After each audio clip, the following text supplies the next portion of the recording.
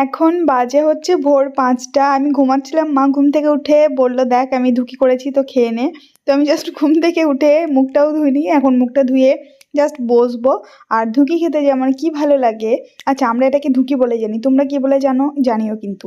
আর আজকে কিন্তু ওয়েদারটা একদম বর্ষাকালের মতো, সারাদিন বৃষ্টি হচ্ছে। তো মা সেই জন্য করেছে বিরিয়ানি। আর মানে বৃষ্টি হলে না এই খিচুড়ি বিরিয়ানি এইসব জিনিসগুলো একটু ভালো লাগে। তো জানি না মা করেছিল, আমার খুব ভালো লাগলো দুপুরবেলায় খেতে গিয়ে। আর বিকেলে একটু বৃষ্টিটা ছেড়েছিল। আর এই হচ্ছে আমার গোলাপ গাছটা, এটা এই গাছের 2 নম্বর ফুল। আর এখন সন্ধ্যাবেলায় চা খেলাম। ভিডিও করে দেখাবো ওকে। এই না এটা চাও।